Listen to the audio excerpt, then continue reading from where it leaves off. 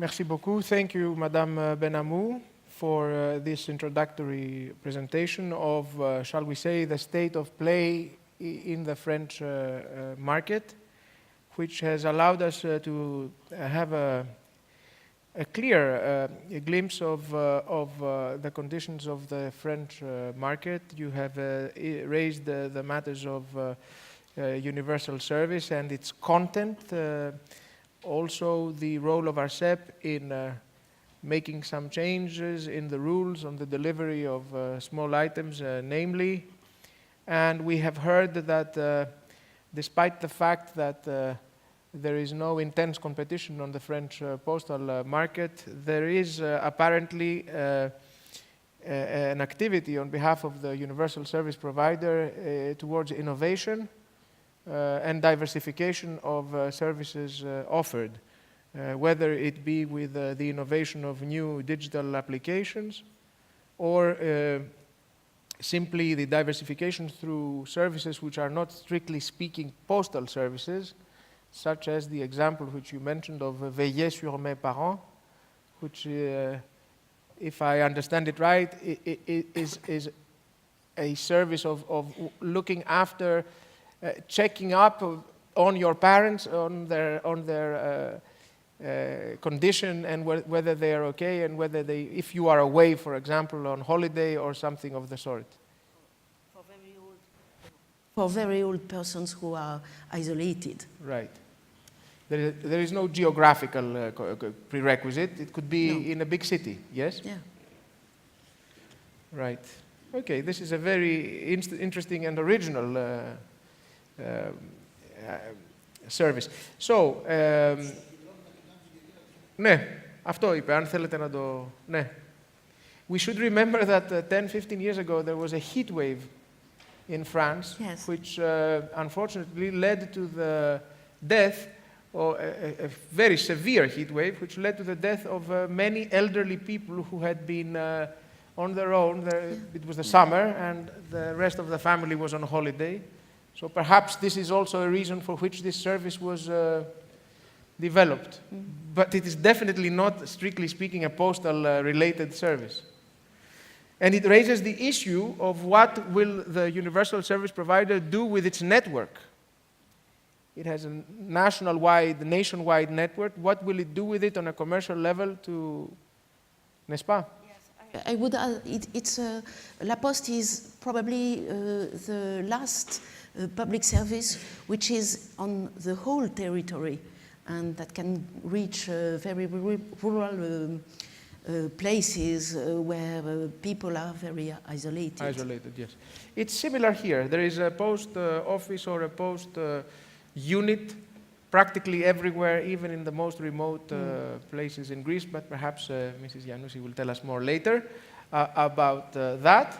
In the meanwhile, after the Colbertist vision of posts, we will now opt for the usual alternative, which usually comes from the perfide Albion, the United Kingdom, n'est-ce pas? So, Philip, the state of play on the UK market is, I understand, quite different from the one in the French market, following the privatization of Royal Mail, etc.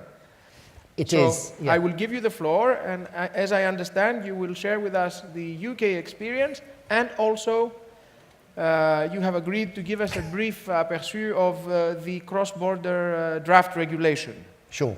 Thank you. Yep.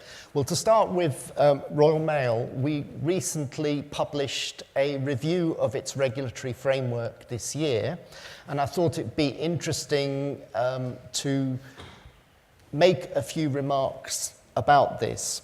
Well, what prompted this review? I think firstly we have to go back to the history of Royal Mail. Traditionally, there's been very high mail volumes in the UK, and Royal Mail has a high quality of service.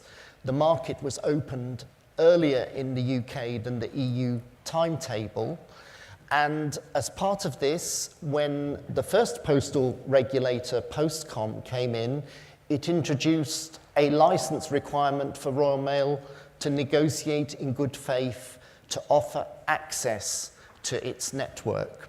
So two major access agreements were signed in 2004 with UK Mail and TNT Post. And the problem Royal Mail had was that it was extensively price controlled at that time, and there was a headroom which was fixed between the access price, which they reluctantly negotiated because they were fearing that the regulator would impose something worse, and the retail price, which was subject to this control over a number of years. When mail volumes started to decline, Royal Mail's profitability was hit, and therefore it could not make a profit on access. When Ofcom came in, it reviewed in 2012 Royal Mail's regulatory framework, and it decided that it was appropriate to offer Royal Mail more commercial freedom.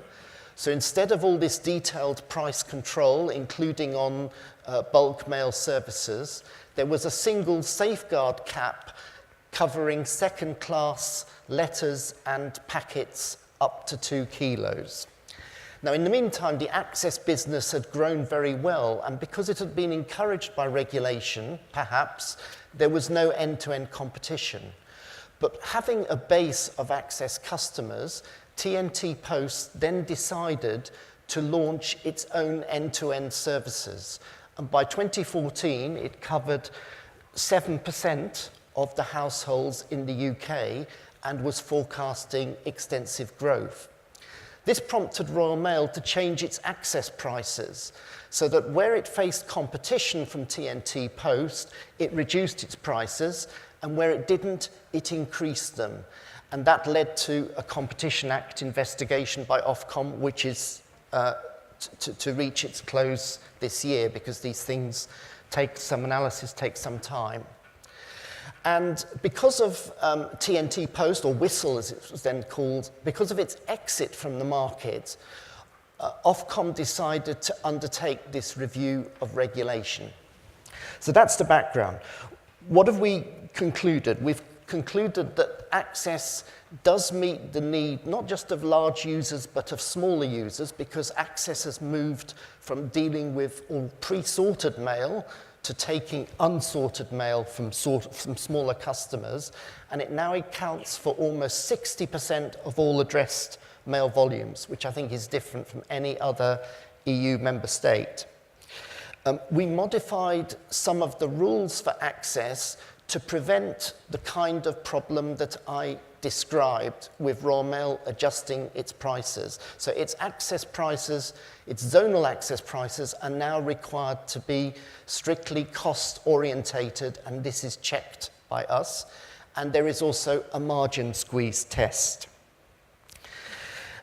With regard to the universal service, what happened since 2012, this negative spiral that Royal Mail experienced before then, when it risked becoming unprofitable and the universal service risked becoming unsustainable, has been reversed. So Royal Mail now makes a 5% return, which is within the 5 to 10% margin that we considered reasonable. In our review, we also did a detailed study of the efficiency of Royal Mail and found that it lagged behind some of its main European competitors, both in the pace of automation, in terms, for example, of walk sequencing, or dealing with the flexibility of its workforce. For example, Royal Mail staff spend more of their time indoors than other comparable operators like La Poste or Deutsche Post. And that is inherently inefficient. You don't have any... The second one. The second. Yep, the second. Sorry, okay. I just thought you may have forgotten, but that's all. Yes. No, I had forgotten. You haven't. Yeah. The remote control is there for you. Yeah. So to conclude on the... Sorry, yeah. To conclude on the first part, we consider that competition has worked in the UK, and the key message is that it's not an and or between access and end-to-end competition. We don't consider that end-to-end competition has not necessarily developed because of regulation. we consider that the access model has proved to be more sustainable in the UK because Royal Mail has a very high quality of service and because it's generally more efficient to use its network. And the other factor, of course, is volume declines. So moving very quickly on to the cross-border parcels regulation. You have time. You can take your time. George touched on the articles and some of the debate about how the proposal has changed, but I thought I would just summarize what the proposal was when the Commission introduced it, because that is still the proposal on the table that's being discussed by 2 committees of the Parliament and the Telecommunications Council ministers today, I think. So the first, the 4 key articles were Article 3 to 6. And Article 3 established that all parcel delivery providers with 50 or more employees would be required to submit a set basic company information about their turnover, number of employees and type of services provided to national regulatory authorities. And that was the only article that concerned all operators, because Article 4 to 6, although their scope has changed since to encompass other operators in some of the amendments, were only designed for universal service providers under the Commission proposals. So Article 4 established a list of 15 products, most of them USO, but some which are not USO in certain member states, like tracked parcel services, and universal service providers were required to provide information on these prices annually to their regulators, as well as information on terminal rates. Article 5 was an affordability assessment where regulators were required to look at these 15 tariffs for different parcels products and taking into account domestic tariffs, terminal rates, and any uniform tariffs in cross-border pricing, they were obliged to assess whether those services were affordable. And this was part of a name and shame strategy by the Commission, because the affordability assessments would have been published on a website so that people could see where regulators thought prices were unaffordable. And finally, Article 6 was one that required access to be given to USP's multilateral agreements on cross-border parcels traffic. And this was designed to ensure better interoperability and to put into practice a safeguard in one of the competition decisions on the Reims agreement between postal operators. But that agreement had not really been used, in sense I think only one operator had asked for access under this agreement. So to conclude, I wanted to just highlight a couple of issues around the cross-border regulation as it currently is. At Ofcom, we're concerned a little bit about the coverage requirements, because we don't think that the number of employees may be a good guide to the operators who should provide information. This is with regard to Article 3. Yes, but it gets complicated because Article 4 in some of the draft texts, like the Council text, now applies to all operators. So it has bigger implications. Can you remind us what Article 4 is about? Article 4 is when operators are required to provide the tariff list at the different 3 weight is the points. data. Yes. Article 3 is the data with regard to revenues and with regard to number of parcels. Yes. And Article 4 is the tariffs. Yes. Yes. In addition, there has been discussion about widening the affordability assessments to all operators. Now, I appreciate this may not be right for all member states, but in the UK, the groups that the Commission is targeting by this proposal, which is vulnerable rural users or SMEs, in the UK, those posters of few items automatically go to Royal Mail, to the universal service provider. So we wonder, is it proportionate to require that affordability assessment to be done of all operators? And bear in mind that we could be having to look at the prices of 100 of operators, including many who have a tiny market share. And the final point I'll make is that you may have spotted that when I described the affordability assessment in the Commission's proposal, it's mixed with cost orientation issues, such as looking at the cost justification of terminal rates or the impact of uniform tariffs.